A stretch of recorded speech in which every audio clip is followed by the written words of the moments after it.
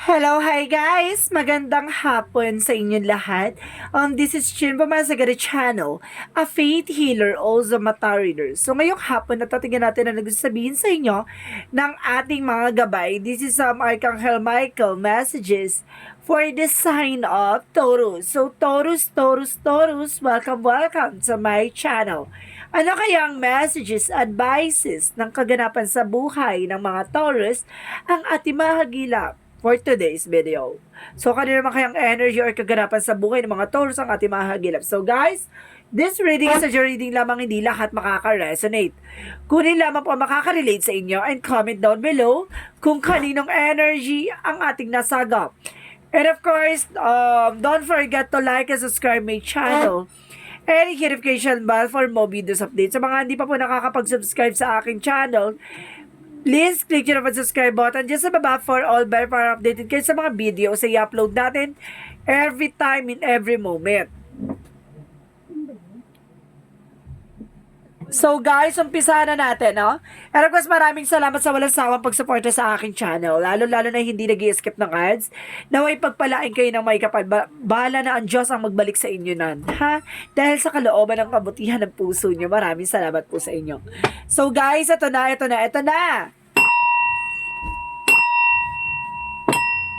Kumapit-kapit ka dahil ito na ang mensahe sa iyo ng ating mga gabay. Over. Naging DJ, no, guys? Ang lakas sa energy ng DJ na yan. So, let's see. You and your loved ones are safe. O, see, di ba? May pagganon tayo. So, ibig sabihin, safe na safe daw ang iyong mahal mo sa buhay. At the same time, pay attention to your dreams. See, kailangan daw naka-attention ka sa mga pangarap mo sa buhay, no? Kung ano man yung napapanaginipan mo o yung mga pangarap mo, no? Kaya talagang kailangan tumuto ka dyan. Dead ba ka sa mga bisyosa dyan sa paligid mo? And kasi sabi dito na, go forwards fearlessly. O see, di ba? Kailangan mong magpatuloy na walang kinakatakutan, walang kinikilingan, Charis. Over. So guys, tignan natin na ng pinaka-message sa iyo ng ating mga gabay. Umpisahan na natin. And of course, sinasabi dito, there's Ace of Cups. A new romantic cycle begins. Sinasabi sa'yo dito na mukhang may pag-ibig, mukhang pumapag-ibig ka this time. Sinasabi sa'yo na mukhang may darating na love life. Or some of you, baka may taong magpapakilig o magbibigay sa'yo ng kilig. Or I guess there's an information with the Nine of Pentacles. Kumbaga, there's offer, no? At be practical, no? Kapag kailangan maging practical ka dito, At the same time, there's a magician, manifestation. So, ibig sabihin dito, kailangan, kumbaga, kung ano man yung mga pinapangarap mo, no, maaaring may isa katuparan mo. Yung, desires into reality. And the full card represent a leap of faith. A new beginning is coming. Diba? Kumbaga, ito yung pinangarap mo. So, ito, abot kamay mo na. Makakamtan mo na. So, nasabi sa'yo dito ng Five of Pentacles, maging maingay. So, baka magkaroon ka ng financial loss dito suddenly. Because there's a Five of Cups, baka pang hinayangan mo. So, ibig sabihin dito, pagdating sa finances, hinay-hinay, no? At kailangan pag-isipan ng mabuti, huwag padalas-dalas sa pag-gastos. Kasi sinasabi dito, baka pagsisihan mo. Diba? Baka bigla kang magipit or something, diba? Maging aware lang to. This is awareness, guys, na kailangan mo maging maingat. Hindi ko sinabing maging hirap or hindi. Maging aware lang for you, no? Na hindi mangyari nawa yung gatong eksena. The Five of Cups represent losses and of course the regret, no? And of course, there's a Four of Cups, there's a re-evaluate or analyze, no? Sinasabi sa'yo dito, bago mo tanggapin yung isang offer, kailangan pag-isipan mo muna, no? At kailangan mo tignan ang disadvantage at advantage ng bawat eksena. Tingnan mo yung both sides ng kaganapan. So, what is the Nine of Pentacles? There's a the Lovers card. Ito yung offer na kailangan may practicality about sa lovers. It means about sa partnership, no? Kumbaga, it's opportunity na kailangan, kumbaga meron kayong collaboration with your partner na kailangan maging practical kayo sa isa't isa, no? Kumbaga parehas, there's a giving and receiving something or something na parang balance kayo to each and every one. Sinasabi lang sa'yo dito na kailangan maging practical ka kung saan man yung kagastusan ng mga kung ano man na pinagkakaabalahan nyo, kailangan maging mautak kayo kung paano nyo i-spend ang pera. Lalo-lalo na kailangan nyo mag-invest, no? Kumbaga, yun ang pinaka dapat na strategy nyo together. Kasi baka at the end of the time pagsisihan nyo na sinayang nyo yung pera na dapat ay lumago na. So, what is the magician? And of course, sinasabi dito na there's a Ten of Pentacles, there's a long-term success and long-term investment. So, ibig sabihin dito, there's a manifestation. Mamamanifest mo ito ay pangmatagalan talaga, no? Kumbaga, makakamit mo at makakamtan mo ang pangmatagalang relasyon at pangmatagalang commitment or pangmatagalang business, no? Or resource of income. So, what is the Fool card?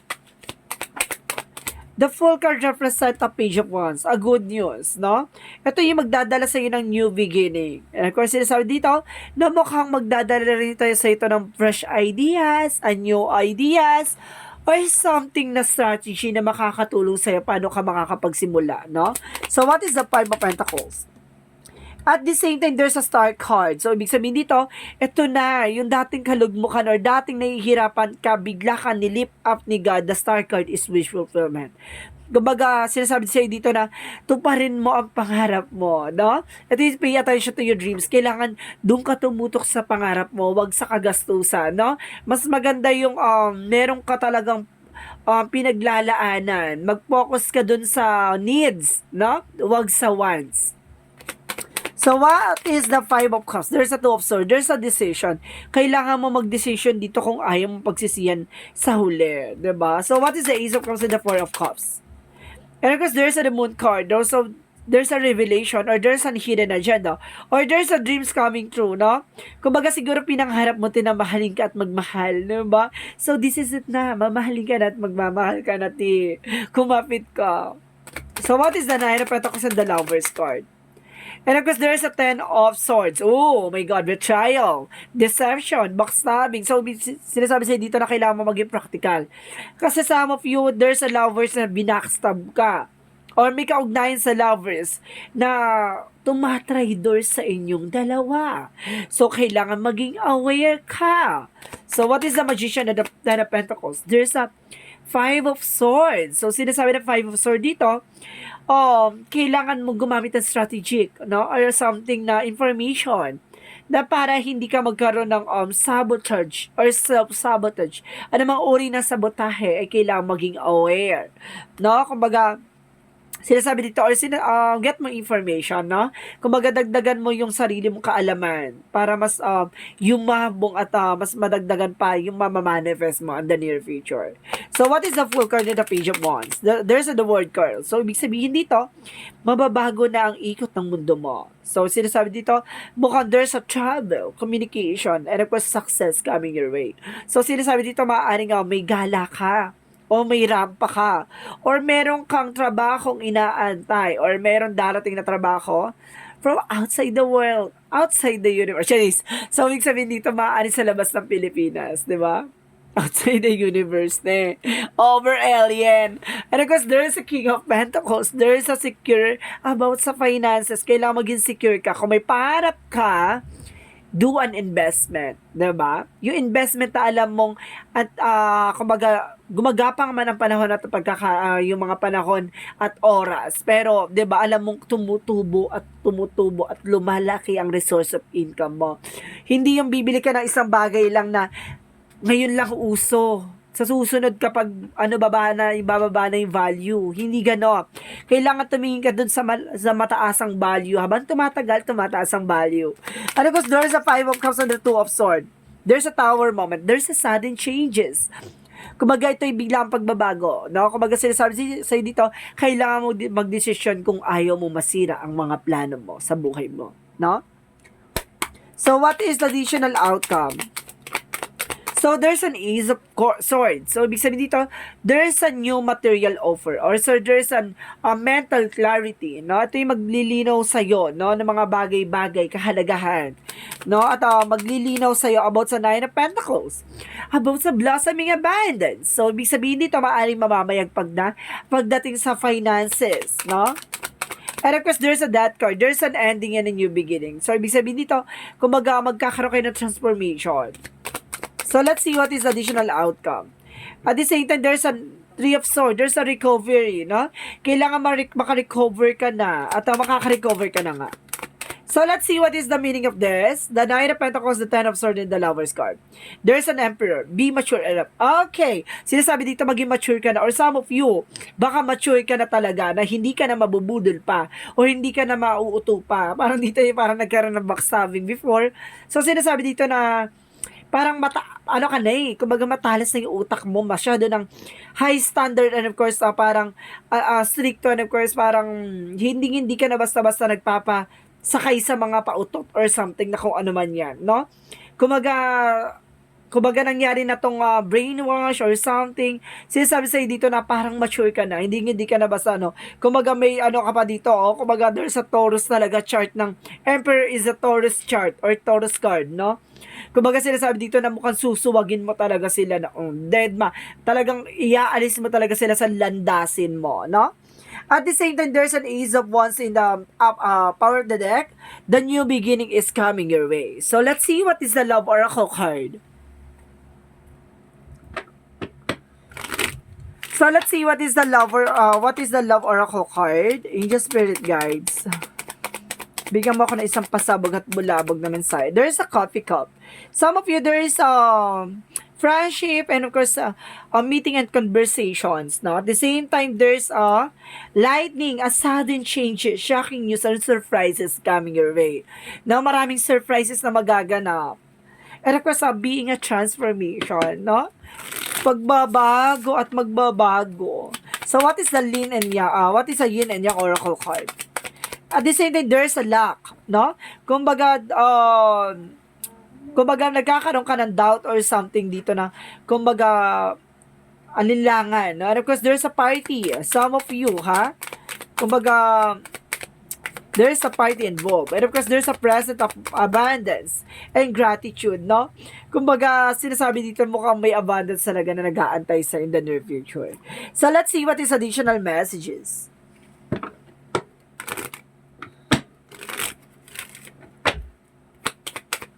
Additional messages, angel spirit guides. And of course, sinasabi dito, there is a forgiveness and so forth, no? Kumbaga dito ay may loved ones or something na ancestors, no? Na sumusuport at gumagabay sa'yo. And of course, there's a water elements na sinasabi sa'yo dito na there's an emotions and rejuvenations, no? Kumbaga, kumbaga, wag kang sumabay sa agos. So, sa agos ng eksena kasi baka matangay ka. So, what is additional messages? Yung mga decision mo, no? And of course, sinasabi sa'yo dito na wag kang parang yung wag kang tawag dito yung sumalungat, no? Yung agos pa ganyan, tapos ikaw salungat.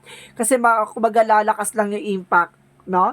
At the same time, sinasabi sa'yo dito na kailangan mo lang follow the flow. And because there's a justice card, no? Kumbaga may hustisya, may balance. At the same time, there's an environmentalism. Ibig sabihin dito, you are earth sign. No? You are earth angel who was born to protect, nurture, and teach about nurture and animals. So, ibig sabihin dito, kumbaga, animal lover, or plantito, or something, diba? Or plant mama, or plant ate, or something na mahilig sa plants. Because what is additional messages? And there's a death card. So, ibig sabihin dito na kailangan nang tapusin at matatapos na yung failure. Wow! Yung mga mistakes or paghihirap or kabiguan. And of course, there's an imaginations. No? Kumbaga, magkakaroon ka ng creations pagdating sa mga bagong aspeto. No? So, what is the energy? Yung sinasabi, go forward fearlessly, wag ka matakot. No? Magpatuloy ka, lumaban ka. Kung ano yung mga pangarap mo, ipaglaban mo. Diba? At sinasabi dito, happy family. Magkakaroon ka ng happy family dito. At the same time, door to value. There's a lot of money coming in. No? Maraming kahulugan ng value. No? Maraming halaga. Marami akong pera nakikita dito. And of course, what is the romance angels? True love can exist. This is the love romance of a lifetime. So ibig sabihin sa mo yung kapag may love life ka, may asawa ka, may partner ka, yan true love mo na, no? What is the Monsology? What is the Monsology? And of course, sinasabi dito, it's time to release the negativity. Yun, yung doubt, no? Kailangan alisin mo yon, yung pag-alinlangan mo, no? At the same time, your dreams need a practical plan. Kailangan maging practical ka sa lahat ng mga plano sa buhay mo, no? Kung may mga pangarap ka, may plano ka, maging practical ka.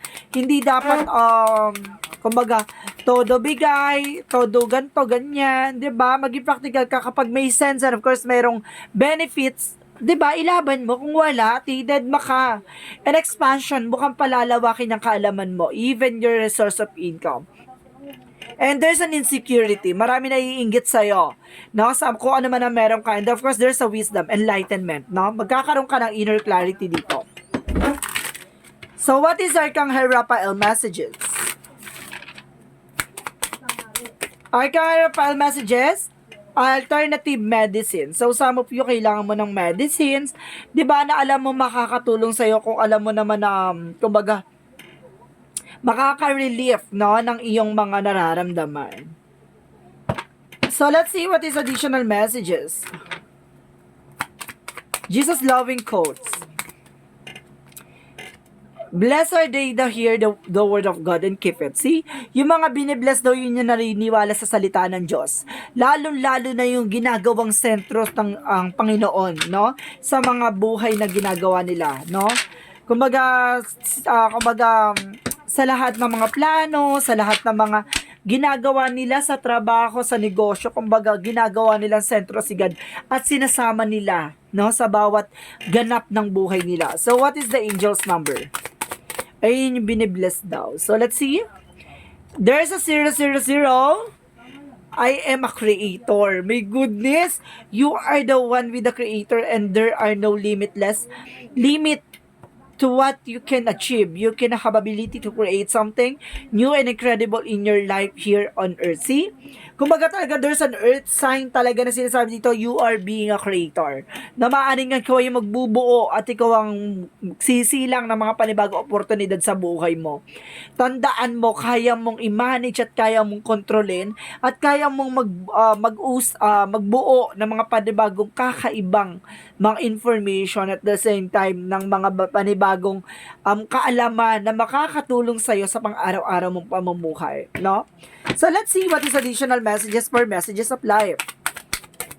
Pero kasi dito, there's a trusting. Let's see.